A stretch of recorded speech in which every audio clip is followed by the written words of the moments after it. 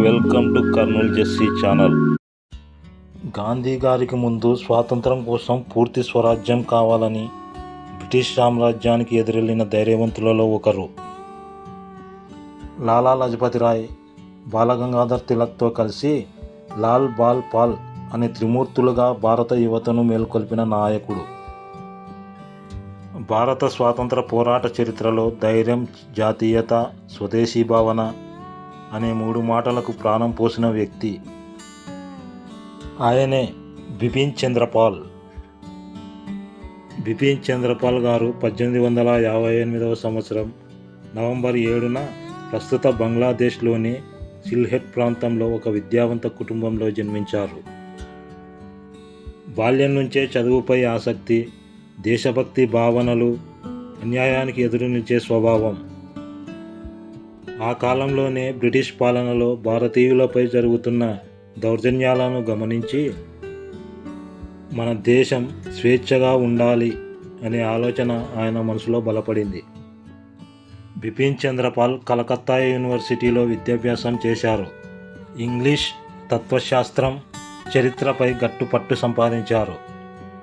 విద్యార్థి దశలోనే వేదాంతం, భారతీయ సంస్కృతి, పాశ్చాత్య రాజకీయ సిద్ధాంతాలను అధ్యయనం చేశారు.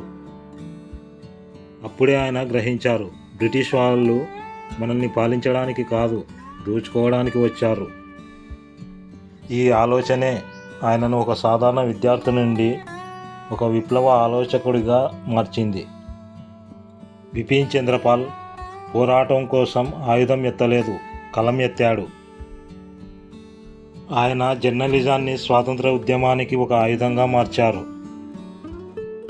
Tribune, new India, Vande Mataram మొదలైన పత్రికల్లో ఈయన రచనలు ఎన్నో ప్రచురింపబడినాయి.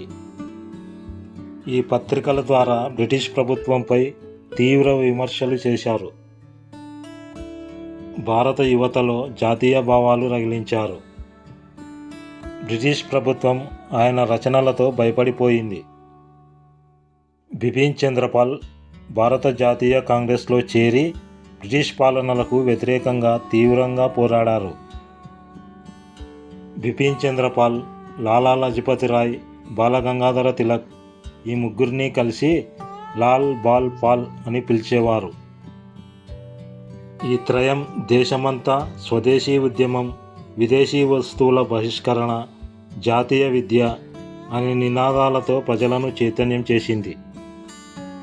1905 సంవత్సరంలో బెంగాల్ విభజన జరిగినప్పుడు బిపిన్ చంద్రపాల్ తీవ్రంగా వ్యతిరేకించారు.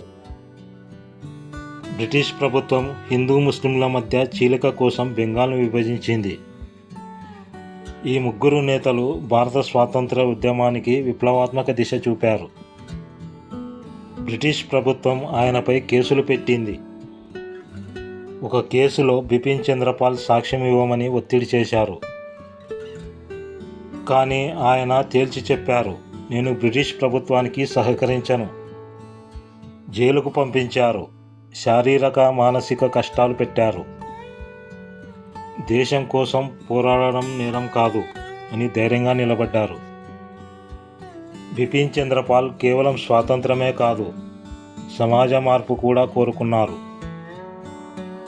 బిపిన్ చంద్రపాల్ అహింసను పూర్తిగా తిరస్కరించలేదు, కానీ